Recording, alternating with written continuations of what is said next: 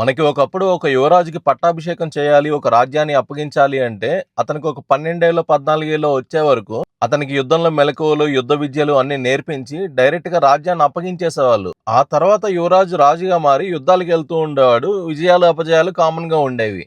కానీ ఇక్కడ మన మహారాజు చిరంజీవి చేసిందేంటంటే, ఒక యువరాజుకి యుద్ధ విద్యలన్నీ నేర్పించి 16 యుద్ధాల్లో అతను పార్టిసిపేట్ చేయించాడు. అందులో 3 ఘన విజయాలు సాధించాడు. ఒక 10, 11 విజయాలు సాధించాడు. 1, 2 అపజయాలు పొందాడు. నిన్న జరిగిన ఈవెంట్లో మాత్రం మెగాస్టార్ చిరంజీవి నిజంగా ఒక మెగా ఫ్యాన్స్ అందరికీ అదొక high fist moment, high voltage moment లా జరిగింది. అది ఒక సక్సెస్ మీట్ లా అయితే నాకు అనిపించలేదు. ఒక యువరాజుకి జరిగిన పట్టాభిషేకంలా అనిపించింది. చిరుత మూవీ దగ్గర నుంచి మెగాస్టార్ చిరంజీవి గారు ఎన్నో ఈవెంట్స్కి అటెండ్ అయ్యారు. అంతెందుకు ఆ రంగస్థలం సక్సెస్ మీట్కి కానీ, రంగస్థలం ఈవెంట్స్కి కానీ, మగధీర ఈవెంట్స్ కానీ ఎన్నిటికో అటెండ్ అయిన చిరంజీవి ఏ రోజు కూడా గుండెల మీద చేసుకుని ఎస్ వీడు నా వారసుడు అని గట్టిగా చెప్పలేదు. ఇంకా పరీక్షలు పెడుతూనే వచ్చాడు నిన్నటి రోజు దాకా. Hi friends, welcome to Tollyviews TV.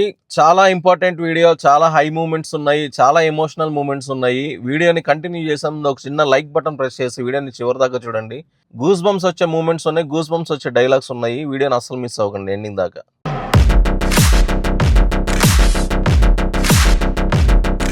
మనకి ఈవెంట్ స్టార్టింగ్ లోనే యాంకర్ మంచి పని చేసింది. అనంత శ్రీరామ్ని స్టేజ్ ఎక్కించి అనంత శ్రీరామ్తో సూటిగా సుత్తి లేకుండా ఒక డైలాగ్ చెప్పించింది. అది నేను చెప్తే బాగోదేమో, మనోడి ఫ్లోలోనే విందాము ఒకసారి. వసూళ్లు కాదు, వసూళ్ల వరద. ఈ వరద మీద బురద జల్లాలనుకున్న దురదగాళ్ళకి సరదా తీర్చేసిన అభిమానులు మీరు.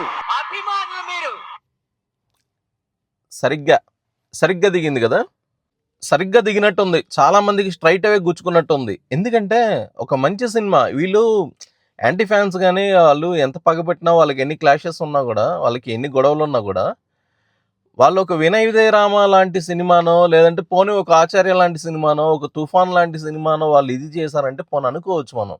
పోన్లే సినిమా బాగాలేదు కదా, వాళ్ళకి దొరికిపోయాం, వాళ్ళు ఏదో వేసుకుంటున్నారని అనుకోవచ్చు.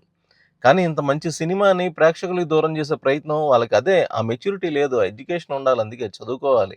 ఎంతోమంది స్టూడెంట్స్, డాక్టర్లు, లాయర్లు, ఇలా పెద్ద పెద్ద వాళ్ళందరూ చదువుకున్న ప్రతి ఒక్కడికి ఈ సినిమా బాగా కనెక్ట్ అయింది. నేను ఒక సుమన్ టీవీలో ఒక ఇంటర్వ్యూ చూసాను. ఒక డాక్టర్ ఆవిడ కూడా గూస్ బంప్స్ వచ్చేలా మాట్లాడింది. ఒక ఫ్యాన్స్ ఎలా మాట్లాడతారో ఒక సినిమా గురించి, వాళ్ళ అభిమాన హీరో గురించి, డాక్టర్కి ఏముంటుంది, డాక్టర్కి రామ్ చరణ్ ఫ్యాన్ కాదు కదా. బట్ ఆ మూవీ గురించి ఆవిడ మాట్లాడింది. నేను ఆ క్లిప్ వేయొచ్చు కానీ వాళ్ళు సుమన్ టీవీ వాళ్ళు కాపీ రైట్ చేస్తారేమో, బట్ ఆవిడ ఇమేజ్ చేస్తున్నాను చూడండి. నాకు తెలిసి ఇవిడ చాలా మందికి సుపరిచితమే, ఎందుకంటే ఇవిడ చాలా రీల్స్ ఉంటాయి. ఇవిడ పెద్ద డాక్టర్.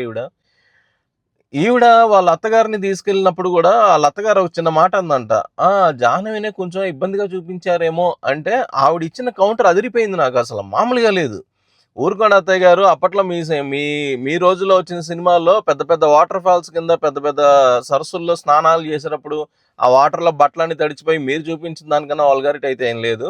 దాంతో కంపేర్ చేస్తే ఆ రోజుల్లో చూపించిన వాల్గారిటీతో కంపేర్ చేస్తే చాలా చాలా బెటర్, చాలా రీజనబుల్ గానే చూపించారు. ఒక మూవీ అంటే కమర్షియల్ ఎలిమెంట్స్ ఎన్నో ఉంటాయి, అన్ని రకాల ఆడియన్స్ ని ఎంటర్టైన్ చేసేలాగా తీయాలి కానీ ఒక డ్రామా లాగా తీయరు కదా. ఒక కమర్షియల్ హీరో ఒక పెద్ద హీరోని పెట్టినప్పుడు అన్ని ఎలిమెంట్స్ టచ్ చేయాలి, అందులో భాగమే. అండ్ దట్టు నాకు మాత్రం ఏమో అశ్లీలంగా అనిపించలేదు.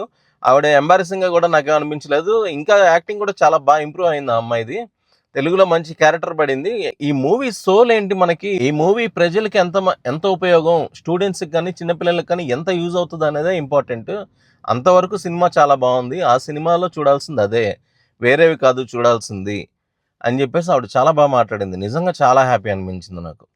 నేను అదే చెప్పాను మీకు, స్టార్టింగ్లోనే ఒక రివ్యూ ఇచ్చాను నేను. ఇది చాలా మందికి కనెక్ట్ అయ్యే సినిమా, చాలా మందికి గుండెలకి హత్తుకునే సినిమా, ఎవరు మిస్ అవ్వకండి, రివ్యూస్ని పట్టించుకోవద్దని ఆవిడ కూడా అదే చెప్పింది. రివ్యూస్ని అసలు పట్టించుకోవద్దు, హ్యాపీగా వెళ్ళి చూడండి సినిమా. రివ్యూస్ అసలు నేను చూడండి, బ్యాడ్ రివ్యూస్ అసలు పట్టించుకోనండి. సరే, మనం ఈవెంట్ గురించి కంటిన్యూ చేద్దాము. నెక్స్ట్ మాట్లాడింది ఎవరంటే, నెక్స్ట్ మన ప్రొడ్యూసర్ మాట్లాడాడు సినిమా గురించి. చాలా కష్టాలు పడ్డాను రిలీజ్కి, చాలా స్ట్రగుల్ అవ్వాల్సి వచ్చింది, అది ఇది అని చెప్పి. సరే, వాట్ ఎవర్, ఆయన స్ట్రగుల్స్ అంటే మనకు ఎందుకు, ఫైనల్గా సినిమా రిలీజ్ చేశాడు. చాలా క్రూషియల్ టైంలో టికెట్స్ ఓపెన్ చేశాడని ఒక చిన్న ఇది తప్ప మిగిలిన అన్ని బాగానే మేనేజ్ చేశాడని చెప్పుకోవాలి. బట్ ఆ మాటల సందర్భంలో అతను ఒకసారి పవన్ కళ్యాణ్ టాపిక్ ఎత్తాడు. పవన్ కళ్యాణ్ టాపిక్ ఎత్తగానే శిల్పకళ వెతికి దదరిల్లిపోయింది, ఆగిపోయాడు. దెబ్బకి మాట్లాడడం కూడా ఆపేశాడు, ఎందుకంటే ఆడు మాట్లాడిన వినపడదు కాబట్టి. బట్ మళ్ళీ ఒక 2 minutes గ్యాప్ ఇచ్చి మళ్ళీ మాట్లాడేసరికి అక్కడ ఉన్న అనిల్ రావిపూడి మాత్రం లిటరల్లీ చెవులు మూసుకుని అలా కూర్చుని పోయాడు. ఏం సౌండ్ రా బాబు ఇది అని. ఆ రేంజ్లో రెస్పాన్స్ వచ్చింది. చిరంజీవి గారి కళ్ళలో నీళ్ళు కూడా తిరిగాయి. మీరు అబ్జర్వ్ చేయండి, కాంటే ఆ ఈవెంట్ వీడియో చూడండి. ఆయన కళ్ళలో నీళ్ళు కూడా తిరిగాయి. అంత హ్యాపీనెస్ ఉంటుంది. వాళ్ళ ఫ్యామిలీలో ఎవరు ఏ సక్సెస్ అయినా, ఎవరు ఉన్నత స్థాయికి వెళ్ళినా పెద్ద ఆయన హ్యాపీగానే ఫీల్ అవుతారు. చాలామంది ఎన్ని రకాలుగా రాస్తూ ఉంటారు. సరే వదిలేసేయండి, ఆ టాపిక్ కూడా వదిలేసేయండి. నెక్స్ట్ మన సుకుమార్ గారు. సుకుమార్ గారు స్పీచ్ అంతా సుకుమార్ గారి స్పీచ్ అంతా అయిపోయిన తర్వాత ఎస్ నాకు అర్థమైంది RC-17 గురించే కదా అని చెప్పి ఆయన ఒక 2 నిమిషాలు సస్పెన్స్ క్రియేట్ చేసి ఒక బ్లాస్ట్ చేశాడు. నేను ఆ సినిమా గురించి ఏం చెప్పను, చేసి చూపిస్తాను, ఈలోపు మీరు మీ ఇమాజినేషన్కి వదిలేస్తున్నాను, మీరు అంతైనా ఊహించుకోండి అని చెప్పేశాడు. ఎంత గట్ ఫీలింగ్స్ ఉంటే ఆ మాట అంటాడు ఆ డైరెక్టర్. ఒక టీచర్ ఒక స్టూడెంట్ని తీర్చిదిద్దాలి అని ఫిక్స్ అయిపోతే ఎంత కాన్ఫిడెంట్గా మాట్లాడతాడో అదే కాన్ఫిడెంట్గా రామ్ చరణ్కి ఈసారి నేను ఇవ్వబోయే సినిమా ఆ లెక్కలు వేరు, ఆ స్థాయి వేరు, ఆ చరిత్ర వేరు అనే కాన్ఫిడెంట్తో మాట్లాడాడు అనిపించింది నాకైతే. ఎందుకంటే సుకుమార్ గారు ఏది చెప్పాడంటే మాత్రం దానమ్మ అంత చూస్తాడు. అంత కసి ఉన్న డైరెక్టర్, అంత రైటింగ్ స్కిల్స్ ఉన్న డైరెక్టర్, నాకు బాగా ఇష్టమైన డైరెక్టర్ ఆయన. నెక్స్ట్ హీరో రామ్ చరణ్ మాట్లాడారు. నిజంగా చెప్తున్నాను, ఒక హీరో అభిమానుల పట్ల కానీ ఒక నార్మల్ ఆడియన్స్ పట్ల కానీ అభిమానం ఎలా చూపిస్తాడు చెప్పనా, అంటే ఒక లాయల్టీ ఎలా చూపిస్తాడు చెప్పనా. ఇలాంటి ఒక మంచి సినిమా కిల్ అవ్వకుండా ప్రతి కామన్ మ్యాన్ కూడా తన మొబైల్ తీసుకుని వాళ్ళకి తెలిసిన విధంగా సినిమాని ప్రమోట్ చేస్తూ సినిమా గురించి మంచిగా మాట్లాడుతూ చిన్నపిల్లల నుంచి పెద్దవాళ్ళ దాకా ఎప్పుడూ రెగ్యులర్ ఆడియన్స్ ఉండేవాళ్ళు కాకుండా కొత్త ఆడియన్స్ వచ్చారు. చాలా చిన్న పిల్లలు, టీనేజ్ పిల్లలు వచ్చారు, పెద్దవాళ్ళు వచ్చారు సినిమాకి. వాళ్ళందరూ వాళ్ళ మొబైల్స్లో వీడియోస్ చేస్తూ రివ్యూ చాలా బాగుంది, ఈ సినిమా చాలా బాగుంది అని వాళ్ళ స్థాయిలో వాళ్ళు ప్రమోట్ చేస్తూ ఈ సినిమాని ఇక్కడ దాకా తీసుకొచ్చారు. ఇంత మంచి సినిమాని ఆదరించిన ప్రతి ఒక్కరికి నేను రుణపడి ఉన్నాను అని చాలా ఎమోషనల్గా మాట్లాడాడు. నిజంగా చెప్తున్నాను కదా, మనం ఒక మంచి సినిమాని బతికించినప్పుడు ప్రేక్షకులు అది ఆ హీరో దాకా ఈ రోజుల్లో చేరుతుంది. ఎందుకంటే ఈ మీడియా, సోషల్ మీడియా అంత ఫాస్ట్గా ఉంది, అంత అగ్రెసివ్గా ఉంది. సో మనం చేసే మంచి, మనం చేసే చెడు రెండు కూడా చాలా ఎఫెక్టివ్గానే తెలుస్తున్నాయి బయట ప్రపంచానికి. అపోజిషన్ పార్టీ వాళ్ళే కానీ, యాంటీ ఫ్యాన్సే కానీ, వాట్ ఎవర్ ఎవరైనా సరే ఒక సినిమాని చంపాలన్నా, ఒకరిని ఏదైనా మనం చేయాలి అన్నా కూడా ఇలాంటివి చాలా ఉంటాయి. ఇలాంటి కాన్సిక్వెన్సెస్ చాలా ఫేస్ చేయాల్సి వస్తుంది. అండ్ దట్టు అవతల మనకి తప్పు ఉంది, అవతల వాళ్ళు దొరికిపోయారు అన్నప్పుడు మనం ఏదైనా చేయొచ్చు, అది కొట్టుకుపోతుంది. కానీ ఇలాంటి ఒక గొప్ప సినిమా, ఒక గొప్ప ప్రయత్నం చేసినప్పుడు, ఒక మంచి సినిమా వచ్చినప్పుడు వీళ్ళు ఇలాంటివి చేయకుండా వాళ్ళ పరువు కాపాడుకుని ఉండాల్సింది.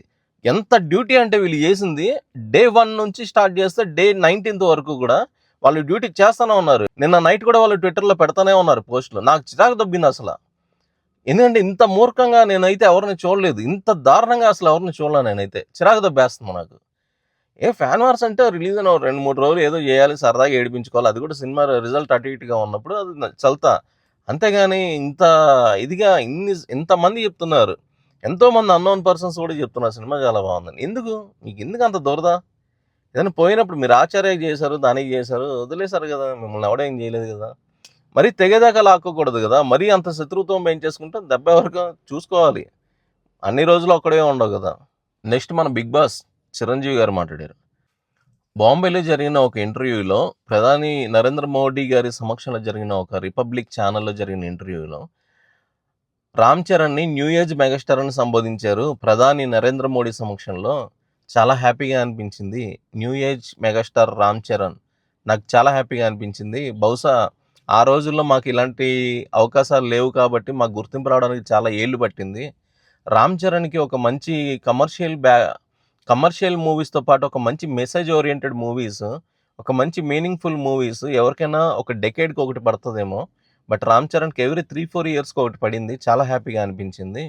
అండ్ రామ్ చరణ్ని బాంబే నడిబొడ్డున రిపబ్లిక్ టీవీ ఛానల్లో ఆ ప్రధాని నరేంద్ర మోడీ సమక్షంలో న్యూ ఏజ్ మెగాస్టార్ అని సంబోధించడం, అతనికి ఆ బిరుదుని ఇవ్వడం, అలా పిలవడం నాకు చాలా హ్యాపీగా అనిపించింది. బహుశా but this is the time, నేను రామ్ చరణ్ని ముందు పెట్టి నాకే ఎమోషన్ వచ్చేస్తుంది. ఈ వీడియో చూడండి. ముందుంచి నేను వెనక ఉండడం అన్నది సబబు. రామ్ చరణ్ని ముందు పెట్టి నేను వెనక ఉండాలేమో అని ఆ చిరంజీవి గారు అనడం, అది చాలా ఎమోషనల్ మూమెంట్ అనిపించింది. అసలు కళ్ళలో నీళ్ళు తిరిగిపోయినాయి. నిజంగా ఒక ఫాదరు, అంబానీ వాళ్ళు కూడా వాళ్ళ కొడుకులకి ఇన్ని కష్టాలు పెట్టి ఉండడు. 16 సినిమాలు పరీక్ష పెట్టి ఈ రోజున చిరంజీవి గారు గుండెల మీద చెయ్యేసుకుని ధైర్యంగా 'రామ్ చరణ్ నా వారసుడు. ఈ జనరేషన్ మెగాస్టార్. ఇంక నేను వాడి వెనక ఉండడమే బెటర్. వెనక ఉండడమే కరెక్ట్. రామ్ చరణే ఉంటాడు. రామ్ చరణ్‌నే మీరు చూసుకోండి. రామ్ చరణ్ ఇప్పటిదాకా ఆదరించారు. రామ్ చరణ్ అందరి గుండెల్లో స్థానం పొందాడు అని నాకు రుజువైన సినిమా ఈ 'పెద్ది'. ఆయన చాలా కాలిక్యులేషన్స్‌లో మాట్లాడతాడు చిరంజీవి గారు. ఏది ఊరికే మాట్లాడడం. ఎందుకంటే ఆయన పడ్డ స్ట్రగుల్స్ అలాంటివి. ఆయన ఎదిగిన విధానం అలాంటిది. ఆయన ఎన్నో చూసాడు. ఒక 5,000 అవసరం అనుకున్నప్పుడు పడ్డ స్ట్రగుల్స్ చూసాడు. ఒక గట్టి విజయం సాధించాలి అంటే ఒక మంచి కథ ఆయన దగ్గరికి రావడానికి ఎంత కష్టపడ్డాడో ఆ రోజుల్లో చూసాడు. వచ్చిన తర్వాత దాన్ని ఎలా మెయింటైన్ చేయాలి? ఏంటి? ఎక్కడ మళ్ళీ ఆ ఇమేజ్ తగ్గకుండా, ఫ్యాన్స్ డిసిప్లిన్ తగ్గకుండా ప్రతి ఫ్యాన్ మీటింగ్‌లో గూడా ఫ్యాన్స్ డిసిప్లిన్‌గా ఉండాలని చాలా గట్టిగా చెప్పేవాడు. ఇవన్నీ చాలామందికి తెలీదు. చెప్తున్నా గదా! అలా వదిలేసి ఏదో యూనియన్స్ ఉంటాయి, మాట్లాడతారు, రెచ్చిపోతూ ఉంటారు గానీ, ఒక డిసిప్లిన్ చాలా ఇంపార్టెంట్. ఒక మనిషి సక్సెస్ అవ్వడానికి డిసిప్లిన్ చాలా ఇంపార్టెంట్. ఇన్నేళ్ల కఠోర శ్రమ పెట్టాడు రామ్ చరణ్‌ని. 16 సినిమాలు అగ్ని పరీక్ష పెట్టాడు. ఎన్ని విజయాలు సాధించాడు, యాక్టింగ్ ఎంత ఇంప్రూవ్ చేసుకున్నాడు, ఎలాంటి ఒడిదుడుకులు చూసాడు, ఎన్నో చూడాలి నా కొడుకు. అన్నీ చూసిన తర్వాతే వాడు పరిపూర్ణంగా తయారవుతాడు అని బహుశా ఈ భూమి మీద ఉన్న ఎన్నో పెద్ద పెద్ద వ్యాపారవేత్తలు గానీ, ఎంతోమంది కొడుకులు గానీ, ఎంతోమంది పెద్ద పెద్ద స్టార్స్ వాళ్ళ కొడుకులకి గానీ ఎవరు పెట్టలేదు. 16 సినిమాల అగ్ని పరీక్షలో ఒక 'పెద్ది' లాంటి సినిమాకి వచ్చిన వ్యతిరేకత నాకు తెలిసి అసలు ఏ సినిమాకి రాలేదు. ఈ సినిమా టీజర్ దగ్గర నుంచి, ఒక పోస్టర్ దగ్గర నుంచే చంపడం స్టార్ట్ చేశారు. నెగటివిటీ స్ప్రెడ్ చేయడం స్టార్ట్ చేశారు. అవన్నీ తట్టుకుని ఈరోజు సరే 450 కోట్ల, 500 కోట్ల అనేది పక్కన పెట్టేస్తే, ఆ సినిమాని ఇలా బతికించి లాంగ్ రన్ ఒక 20 రోజులు, ఇంకో 10 రోజులు కూడా ఆడుతుంది థియేటర్స్‌లో. 1 మంత్ లాంగ్ రన్ ఆడింది ఒక సినిమా. అంటే ఒక నార్మల్ ఆడియన్స్ కూడా ఆ సినిమాని గుండెల్లో పెట్టుకున్నారు. అంటే రామ్ చరణ్ యాక్టింగ్‌ని అసలు ఆ రేంజ్ యాక్టింగ్ రామ్ చరణ్ బాగా చేశాడు. రామ్ చరణ్ ఎరగదీశాడు. సినిమా చాలా బాగుంది. ఒక స్టార్ హీరో సెలెక్ట్ చేయడానికి కూడా ధైర్యం చేయలేని కథని అతను సెలెక్ట్ చేసుకున్నాడు. చాలా బాగుంది. ఏ హీరో చేస్తాడు ఇంతకన్నా గొప్పగా? ఏ హీరో చేస్తాడు ఇలాంటి సినిమాలని యాక్సెప్ట్ చేసేది ఎవరు? అని చెప్పి ఒక నార్మల్ ఆడియన్స్ కూడా వాళ్ళ ఫోన్స్‌లో రివ్యూస్ ఇవ్వడం గానీ, వాళ్ళ ట్విట్టర్ అకౌంట్ గానీ, ఇన్‌స్టా పోస్టులు గానీ, వాట్ ఎవర్ ఇట్ ఈస్, అందరూ కూడా సపోర్ట్ చేయడం. అంటే ఓకే, నా కొడుకుని ఒక యాక్టర్‌గా అందరి గుండెల్లో నింపుకున్నారు. అందరి గుండెల్ని తాకిన సినిమా 'పెద్ది'. అందరి మన్ననలు పొందాడు. ఈరోజు నేను హ్యాపీ. ఎందుకంటే ఒక సినిమాని చంపేయాలి అనుకున్నప్పుడు ఒక 100 మంది దాడి చేస్తే ఆ సినిమా చచ్చిపోతుంది ఈ రోజుల్లో. అలాంటి రోజుల్లో స్ట్రాంగ్‌గా నిలబడి, అలాంటి రోజుల్లో నార్మల్ ఆడియన్స్ కూడా స్ట్రాంగ్‌గా నిలబడి, ఫ్యాన్సే కాదు, ఒక ఫ్యాన్స్ తలుచుకున్నా కూడా అవ్వదు. ఇలాంటి క్రూషియల్ టైంలో ఫ్యాన్స్ వల్ల కూడా కాదు. అందరూ నార్మల్ ఆడియన్స్ కూడా గ్యాదర్ అవ్వాలి. నార్మల్ ఆడియన్స్ సపోర్ట్ కూడా ఉండాలి. అది ఏ హీరోకైనా సరే. అలాంటిది నా కొడుకు సంపాదించాడు అని చిరంజీవి గారికి అర్థమైంది. ఈ రోజున ఆ కొడుక్కి పట్టాభిషేకం చేశాడు అనే ఫీలింగ్ నాలాంటి ఒక కామనర్‌కి గానీ, ఒక అభిమానికి గానీ, ఒక మెగా అభిమానికి గానీ కలిగింది అనడానికి ఆయన మాట్లాడిన విధానం మాత్రం నిజంగా చాలా ఎమోషనల్. లిటరల్లీ కళ్ళలో నీళ్ళొచ్చేసినాయి నాకైతే. అంత బాగా గుండెల మీద చేసుకుని, యెస్, నా కొడుకు 'Ram Charan Tej' new age megastar. చాలా అద్భుతంగా చేశాడు. నా నా వారసుడు అనిపించాడు అని చెప్పి ఆయన గర్వంగా చెప్పుకున్నాడు. సగర్వంగా చెప్పుకున్నాడు. అది నాకు చాలా హ్యాపీ అనిపించింది. అవార్డుల విషయంలో మాత్రం సుకుమార్ గారు రంగస్థలం టైంలో చాలా బాధపడ్డారు. National award రావాల్సిందండి.